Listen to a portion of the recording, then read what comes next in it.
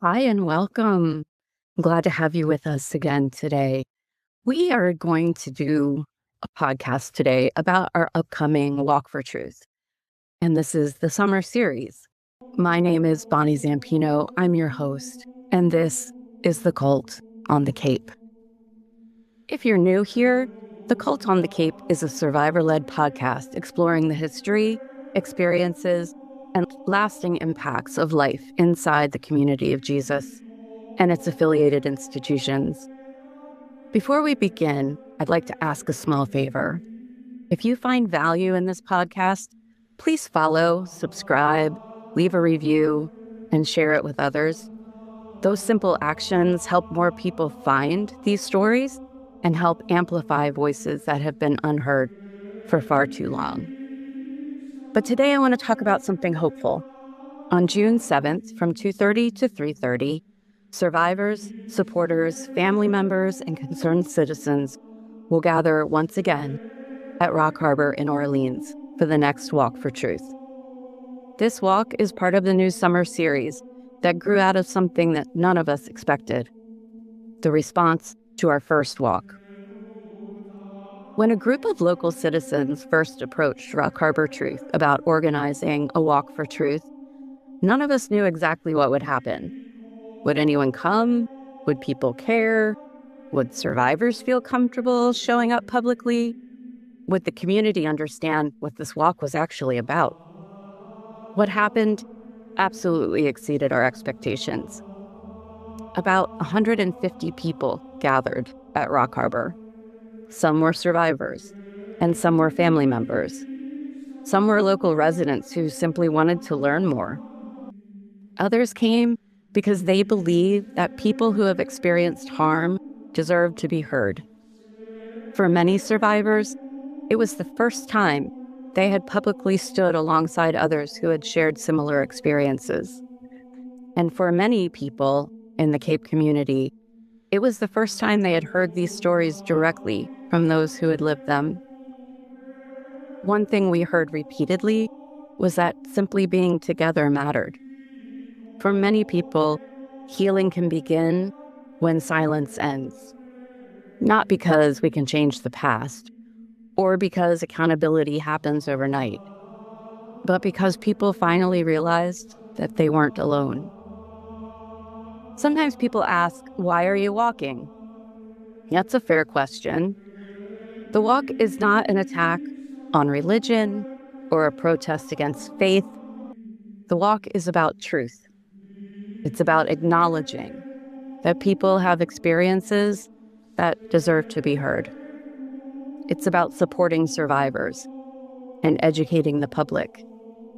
It's about sending a message to people who may still be inside high-control environments that you are not forgotten, you are loved, and if you ever decide to leave, there are people ready to help you. One of the most moving aspects of the first walk was seeing signs that reflected that message. Signs that said, you are loved. Every child deserves safety. You matter. We are here for you. Those weren't messages of condemnation. Those were messages of care and hope. The walk received coverage from multiple media outlets, but perhaps even more meaningful were the conversations that followed. People reached out and they asked questions. People shared stories. People thanked survivors for speaking, and survivors thanked participants for their support. One survivor wrote, "Thank you. We are so encouraged by your concern and support." A citizen of Orleans said, "I wish my mom was still here to hear this and see this amazing community." The response made something very clear. There's a growing desire within our community to better understand these experiences and to stand alongside those who have lived them. For generations, many survivors were discouraged from speaking. They were told to remain silent. They feared they wouldn't be believed. Many worried about the consequences of telling their stories. And that's why visibility matters. That's why public support matters. And that's why we're walking, because survivors deserve to be heard, because those inside deserve to know that they aren't forgotten, and because truth has a way of finding daylight. We're grateful for the many people and businesses that have helped spread the word about the June 7th Walk for Truth. You may have seen our banner displayed in town or flyers posted throughout the area. If you spot one, we'd love your help. Take a picture, post it on social media, and tag Rock Harbor Truth. Help us spread the word and let others know that the walk is happening. Every post helps us reach someone who may need support, information, or simply the reassurance that they aren't alone. If you'd like more information about the Walk for Truth Summer Series, the mission of Rock Harbor Truth, survivor resources, our podcast, or ways to get involved, please visit us at www.rockharbortruth.org. And as we prepare for June 7th, we'd love to hear from you.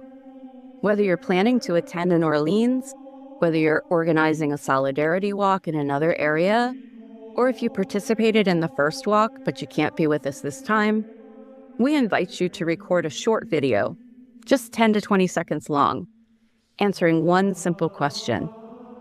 Why do you walk? Maybe you walk because you're a survivor. Maybe you walk for someone you love.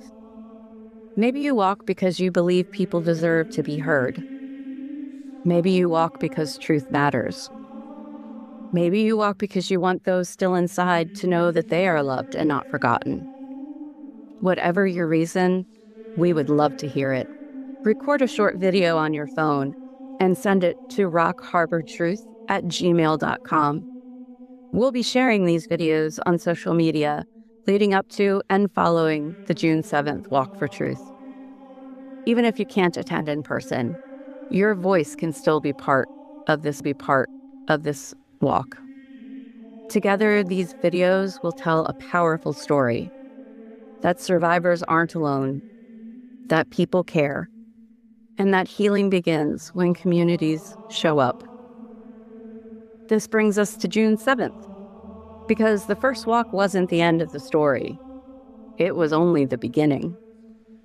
The Walk for Truth Summer Series is an opportunity to continue showing up, to continue supporting survivors, to continue sending messages of encouragement to those who may feel trapped or isolated, to continue building awareness, and to continue demonstrating that compassion and accountability can exist side by side. We'll have speakers, survivor testimonials, and peaceful walks throughout the event. And if walking isn't your thing, bring a chair. Come listen, meet people, be a part of the conversation. If you don't live on Cape Cod, you can still participate. We're encouraging supporters around the country and around the world to organize solidarity walks in their own communities. Take a walk through your neighborhood, gather with a few friends, hold a sign, take a picture, record a video, share it on social media, and tag Rock Harbor Truth. This time, let's make it even bigger. Because this movement has never been confined to one town. Survivors are everywhere, and support can come from anywhere. Together, we can remind survivors everywhere that they aren't alone. The Walk for Truth isn't about just the past. It's about the future. A future where people feel safe telling their stories. A future where survivors are believed and supported. A future where accountability and healing can coexist. A future where no one feels alone. Whether you're a survivor, a supporter, a family member, a person of faith, or simply someone who believes that truth matters, we invite you to join us. The Walk for Truth Summer Series continues on Sunday, June 7th, from 2:30 to 3:30 p.m. at the Rock Harbor parking lot in Orleans, Massachusetts. Bring a sign, bring a chair, bring a friend. or just bring yourself. And before we go, don't forget to send us your 10 to 20-second Why I Walk video. Tell us why you'll be joining us on June 7th. We'll be sharing your stories throughout the summer series because this movement isn't about one organization, one event, or one person. It's about a community coming together to support truth, healing, hope, and human dignity. Together, we're building something larger than a single event. We're building a community where truth can be spoken, survivors can be supported, and healing can begin. If you'd like to help support survivors and our ongoing work, you can make a tax-deductible donation directly through our website. Your support helps us continue providing education, advocacy, survivor resources, community programming, and efforts to help people leaving coercive and high-control environments. Every gift, no matter the size, helps move this work forward.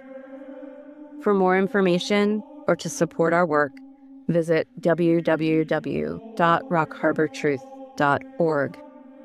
And we'll see you on June 7th. Brought to you by Rock Harbor Truth, I'm Bonnie Zampino. Thank you for listening as we continue telling the story of the cult on the Cape.